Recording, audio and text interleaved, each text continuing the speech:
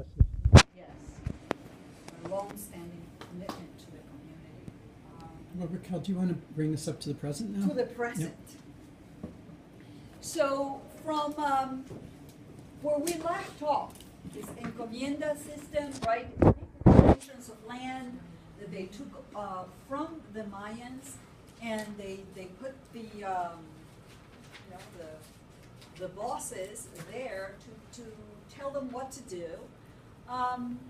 We go into the middle of the 19th century and begin to establish this sequence of some reforms and a lot of dictators. The model is pretty much this dictator. Okay? So this Carrera was actually a Latino who gained power by creating this revolt. And he was a very bloody kind of guy. And his model was the use of violence to get what he wanted. Then you have, and the begin to take power, and they try this come up with a little bit more of an organized society, laws, just trying to kind of bring a little bit of order into the country. And these barrios was a rich coffee plantation owner. And again, protecting their land holdings, he becomes a ruthless dictator. And another one who was very, very bloody, his administration was really labeled as the second conquest. So what they did is they had the manpower, right? And what they kept doing is just use them as slaves, and they were so separated from them in terms of, the Mayans still kept to their own beliefs, the land. They were very conservative. So pretty soon there is this huge cultural divide between the ones that are having access to a different life and the Mayans who kept holding on to their own. So barrios did do some good things, like and railroads, but everything was to facilitate the economic activity that benefited just a handful, right? We're going to talk about the agrarian reform and all that a little bit later, because that's very important to understand the reality in San Lucas.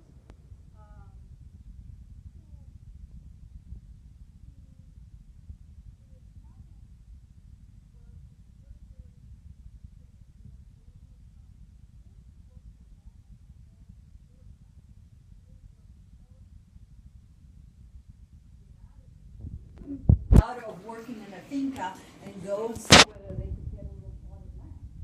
They couldn't do that. So a minority consolidated all the economic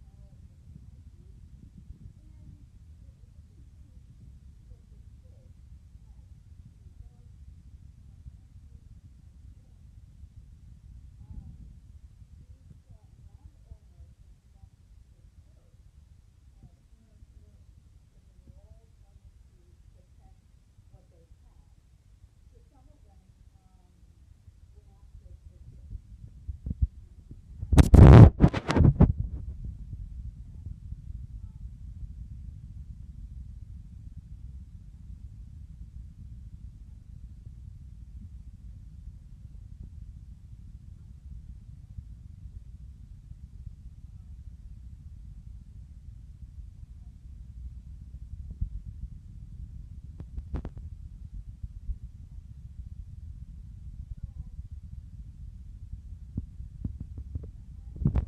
and is the need to somehow organize the country kept being put off and off and off. They didn't want to resolve it. Why? That would begin to interfere with their own agenda. So we have coffee, and the area where we're going to be is primarily coffee, but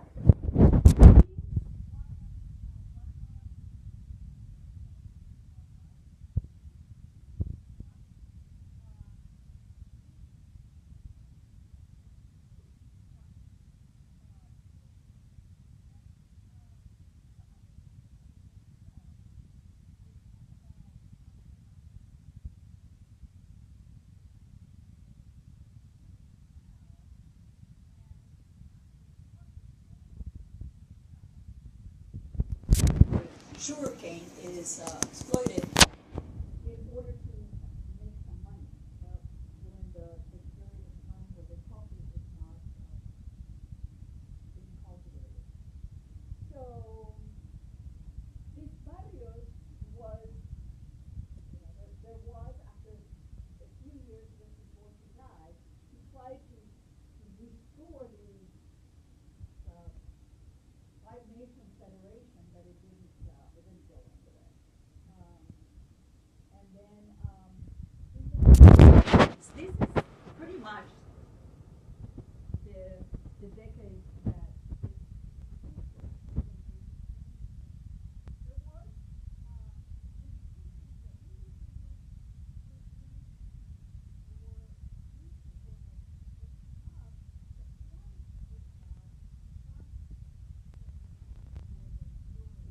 was Guatemalans. And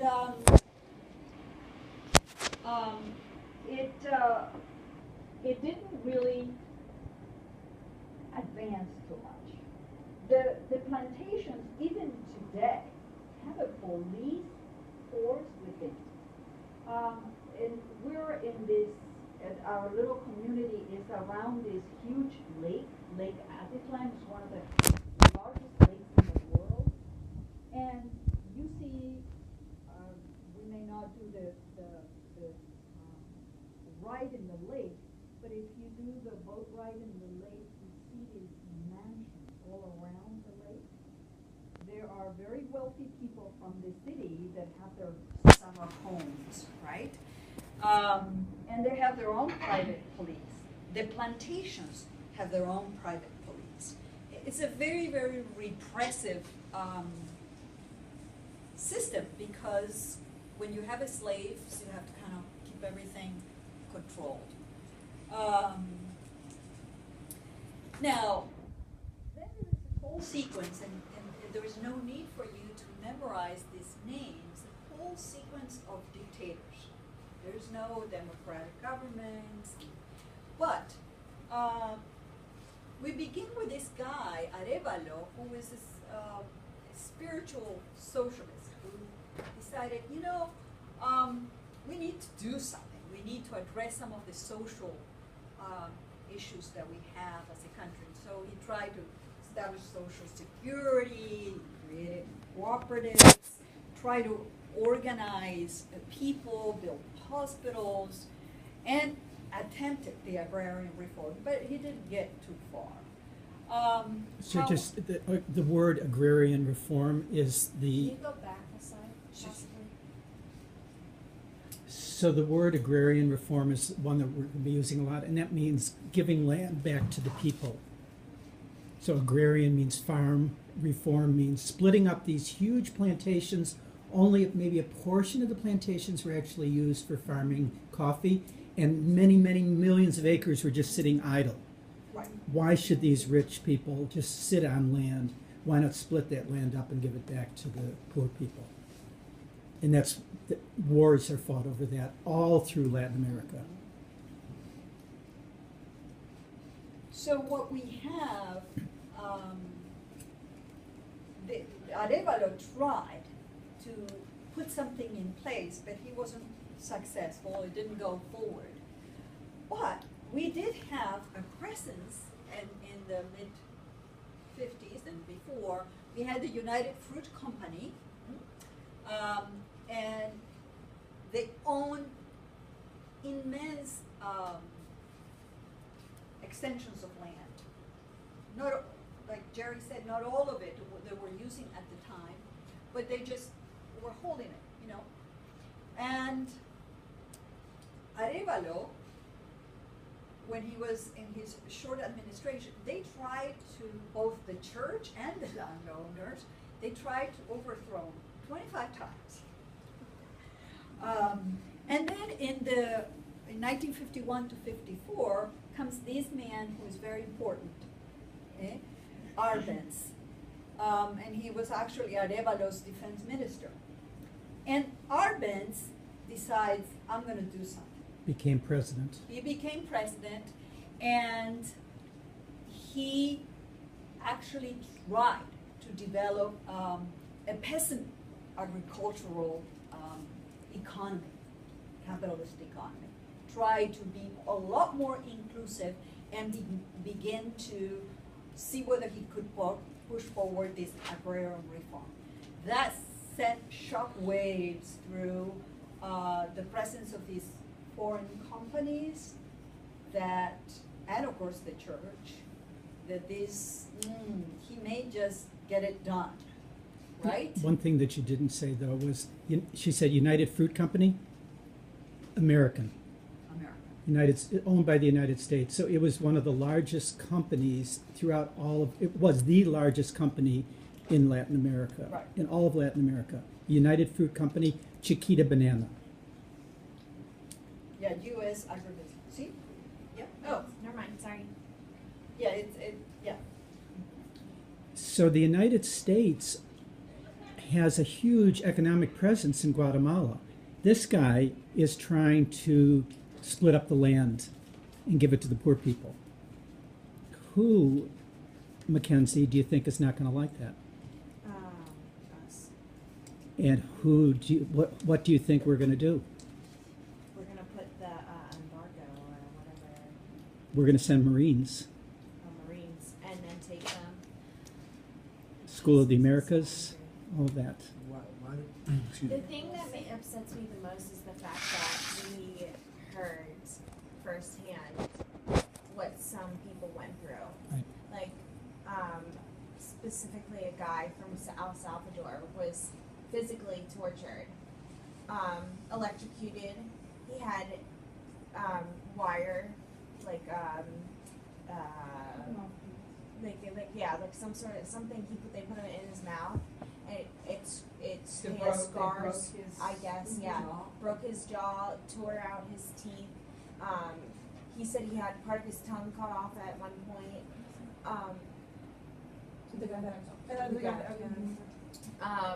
And I think that was definitely, I know it was Mari's very, very impactful for her, but I think he was talking about socialism and how everything is, I mean, you have to like really learn about yourself before you can learn about socialism, and I think his message was completely inspiring, even though he had been through all of this awfulness that he did not do anything bad, but they just decided to pursue him for whatever reason it may be. Anything that threatens the profits of these large companies, the large companies and the governments will go after anybody who threatens it. But then how are they being, I mean, someone has to hold these companies accountable, because that's not, I mean, I guess that's where the government comes in, because that's not, you can't have that. Well, what happens is there is a complicity between the governments and the companies. So is it like the government's that it's corrupt and that, okay. Well, So then how do we fix that? How do we fix that it's corrupt? I mean, we're going to, in 2 weeks from now, we're actually going to have a portion of the class on this, and you'll come to understand how this was perceived as a communist threat, and therefore we didn't want communists taking over Guatemala, so we send in our army to take out these people. Anything that threatens United Fruit Company is going to be a threat to the United States. And so that's how we justify sending the army. This sounds really bad. I should probably know this, but can you just explain to me what a communist is? A communist is someone who is a belief system that believes that property should be, and the means of production, like businesses, should be owned in common by society rather than by individual wealthy people. Okay.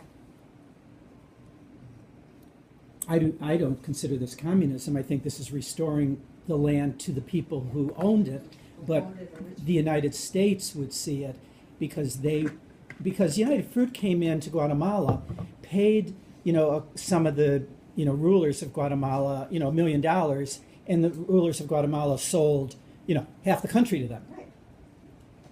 And so the rulers of Guatemala and the company make out.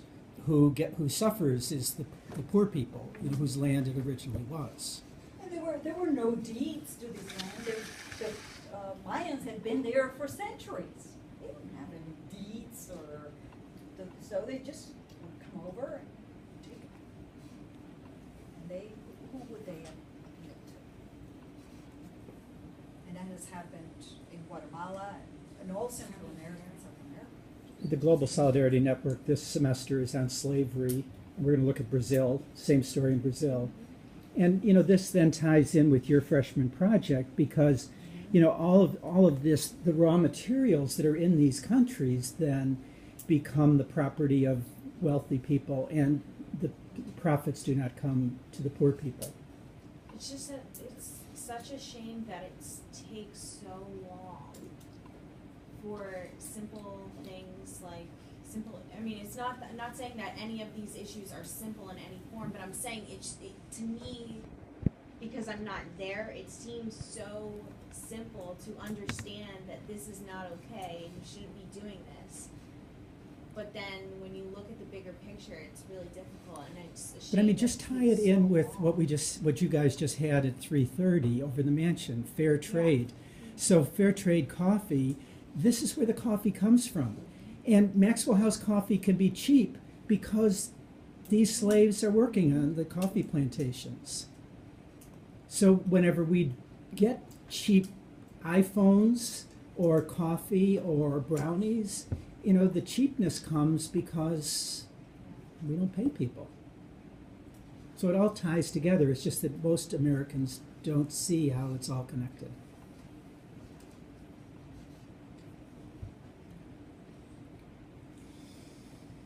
He tried.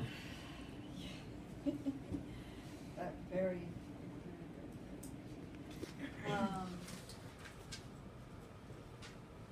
So the law that is agrarian reform that Arbenz,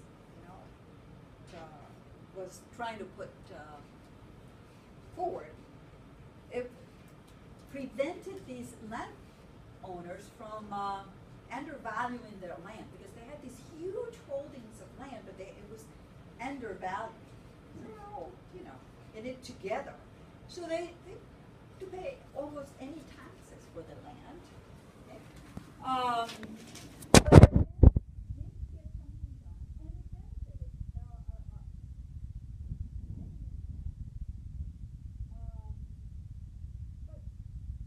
you already mentioned this, that the United Fruit Company, which has huge land holdings, is only using, producing out of mere 8%. The rest they had already bought. And they felt, hey, this is our property. We paid for it. We paid it to corrupt politicians, but now it's ours. So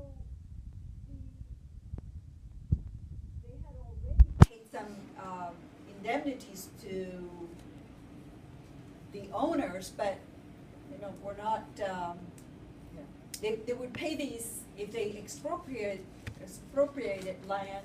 They would pay indemnity in bonds, and they would never be able to cash them in. Okay? So the bottom line, United Fruit Company really decided we got to do something. Okay?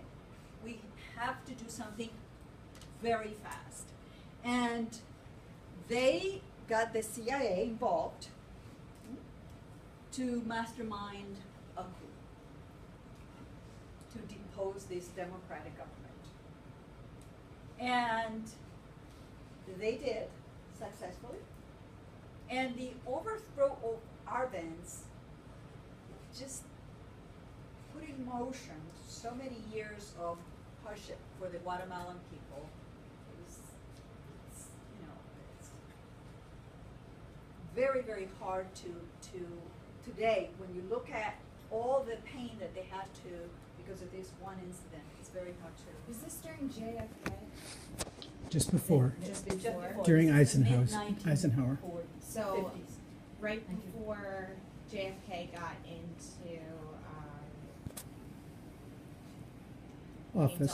Office. I'm sorry, I'm trying to think. And Yes. then, did it get better before Clinton? Because I know it got really bad. We'll see Reagan, we'll see a little bit. And this also ties in because Maddie was just in Cuba.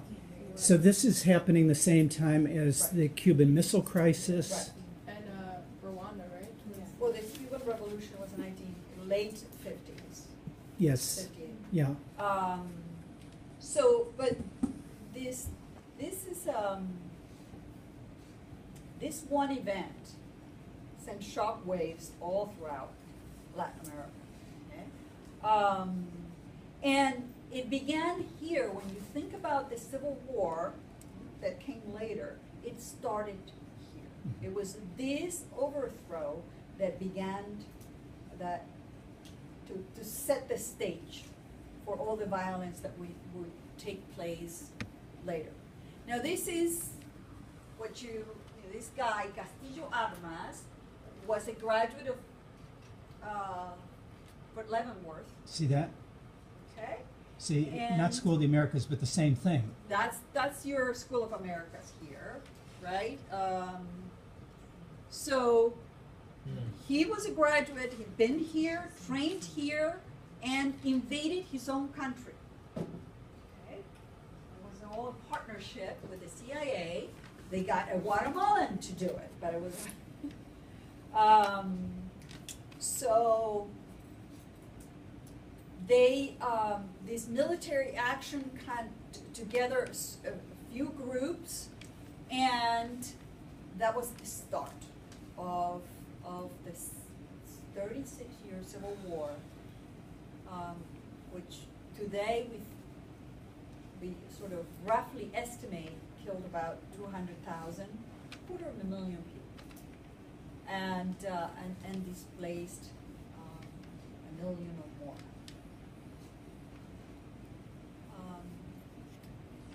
And then these events, we just have violence and turmoil that goes for over 30 years.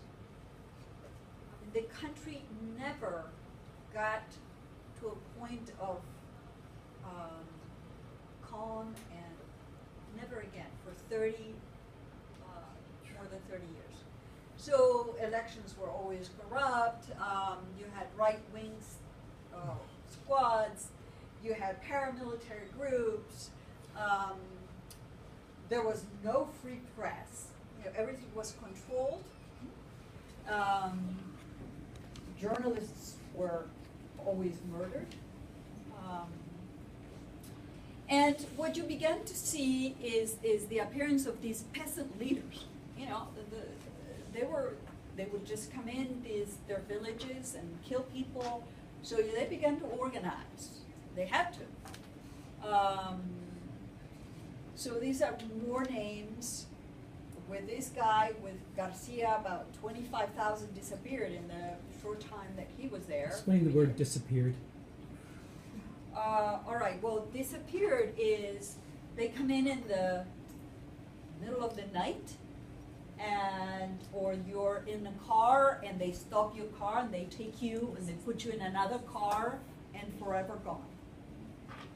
No one can say who took you, where they took you. So the disappeared phenomenon happened all over Latin America.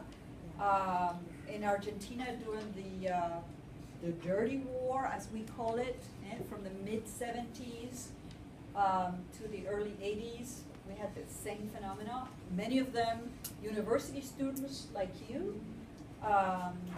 So the phrase is, you are disappeared. It's an unusual phrasing, but you get disappeared. They still, the mothers and grandmothers still march. I got to see that when I was in Argentina. Coming up time, every Thursday. And as I said, the cook, her husband was disappeared. And so she will spend an afternoon with us talking about what it was like that night when her husband was disappeared. During this, yeah, right in San Lucas. So, I mean, you will see like a lady come in every night who has had portions of her body removed, tortured, and she has been suffering now for 30 some years. So They cut her throat, so she can't talk, and the mission feeds her every night. Who's they? Rebels. The government, Guerrillas, the government. Guatemalan government was responsible for about 95% of the murders in the Civil War. And where did the U.S. play in the? What was their role in the midst of all this? I know they kind of spawned it, Right. essentially, right? Mm-hmm. Then, in the midst of the 36 years, what are they doing? Who are they fighting? Who are they supporting? I mean, we're always supporting the stable government that will take care of American business interests. So whoever takes care of American business interests is who we support. And it's usually the rich in these countries. But initially didn't they wanted to overthrow? They wanted to overthrow the man who wanted to give the land to the people. Right. So so the CIA did overthrow the man who wanted to give the land to the people. Who was a democratically elected. And the Americans were looking through the lens of communism. So why did we actually overthrow him? Like, what was their essential reason for that? At this time throughout the world, the best known example of fighting is Vietnam. We went into Vietnam because the Vietnamese people wanted to have the land for themselves, not the French. And then we didn't like the fact that the French were pulling out and the French were going to give the land over to the people. And we said, And so Kennedy then starts sending in troops to Vietnam, and the 10-year war in Vietnam. But there's a series of like 8 wars at this time, including Cuba, Iran,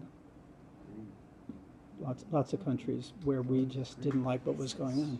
Was this A business around the same time as Rwanda? No. Rwanda's 94, 93. Mm-hmm. But these men. The Congo was at this time. We overthrew a democratic president of the Congo so the DRC, we overthrew at this point.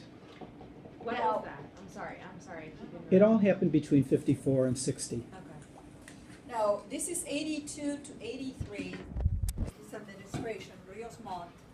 And in Argentina, when you think about the dirty war, it was a long extended military dictatorship that went from mid-70s, 76 to 83.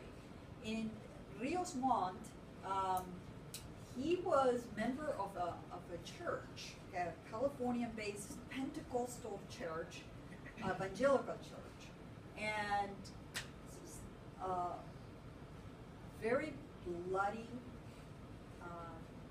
man who very racist in his approach to life, and he created this operation frijoles and fusiles, or guns and beans, and just decimated village after village. And just recently, last year, he was finally charged for his crimes. But not all of them, right? Not all of the crimes. Well, I mean, he's probably going to serve his time in jail or house arrest. Many of these military, what they do is, as they exit, they ask the other ones to promise to give him amnesty. So many of them, for example, in Argentina, all the dictators that have killed thousands of people they lived the remainder of their life under house arrest. They weren't able to leave the country. Pinochet in Chile left Chile to go to Great Britain to undergo an operation, and that's when they got him, right? But then he was in his 80s, and then, oh, poor thing, you know, she's too old, what are you going to do? But, you know,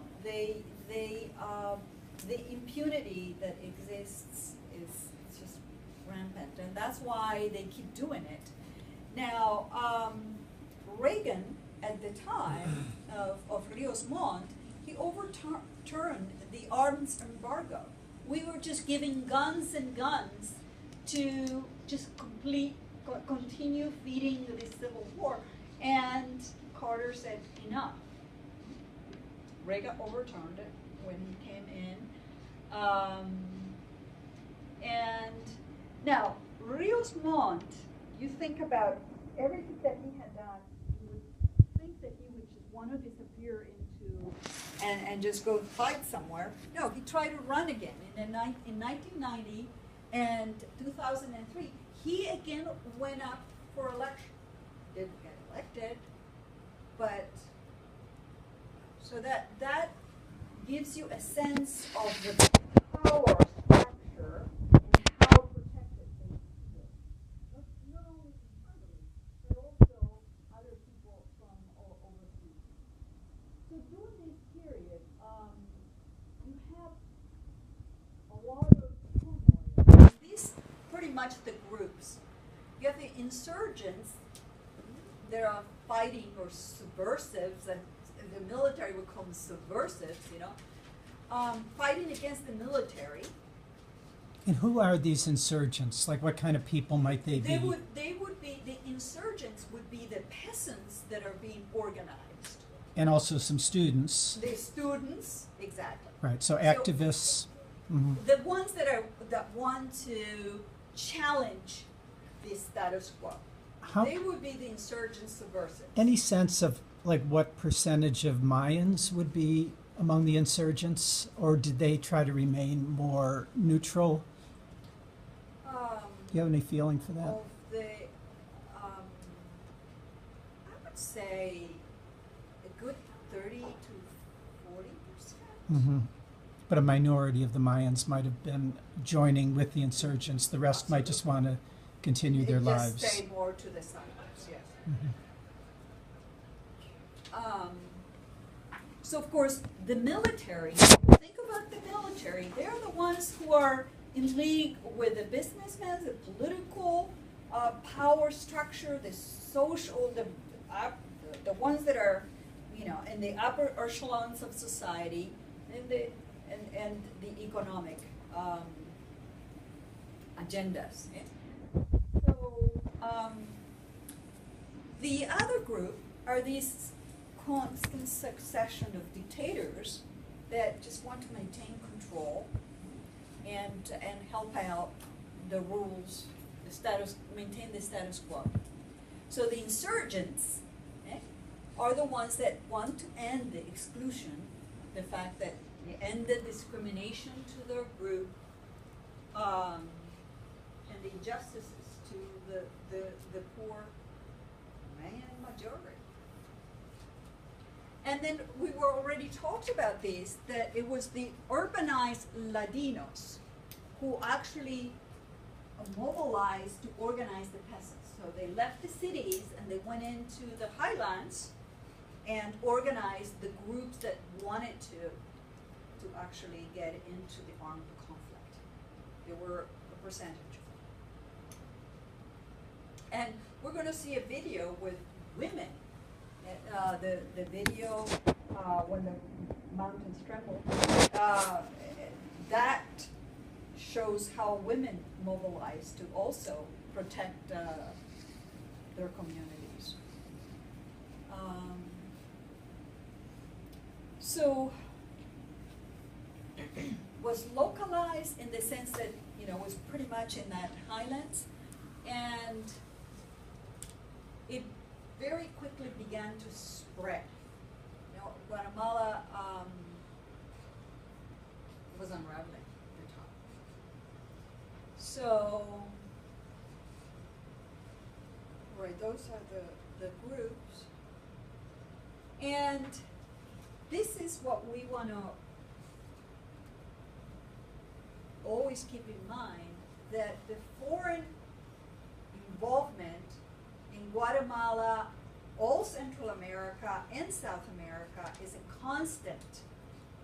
The interest groups, economic businesses and interest groups have always meddled in the internal affairs of these countries. The insurgents were not as well equipped. The military kept getting guns and arms from the states. They kept feeding the military, and the insurgents were not as effective. So the terror just spread to the countryside. We're going to go to an area that was very, very targeted during the Civil War, and we're going to hear many stories that deal with this time. In '96, that is the time when they signed it's called the Peace Accords. And it was Arsu at the time in the government that did it. But earlier, about 4 years later, earlier, a Mayan woman, Rigoberta Menchú, received the Nobel Peace Prize for a book she had written that actually was written in conjunction with a journalist.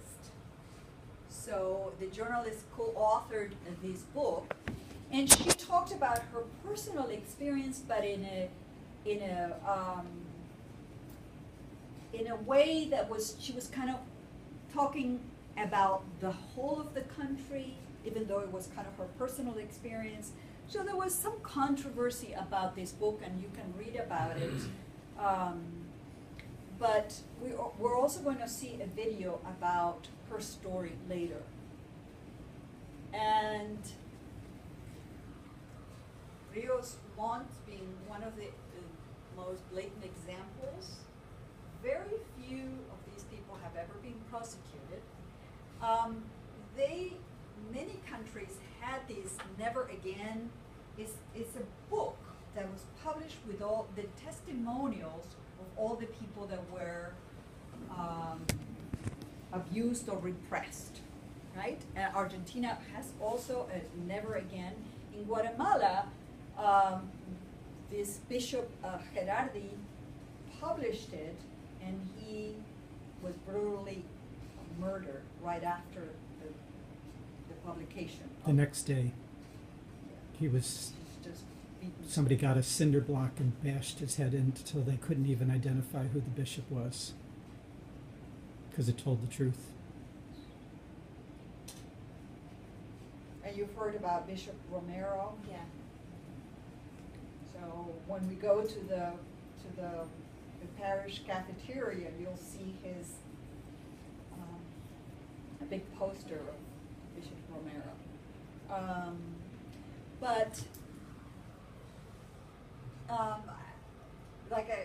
Rios Montt tried in 2003, he didn't get it, but guess what? He got this guy Cabrera, who actually was his puppet. So even though he wasn't in power,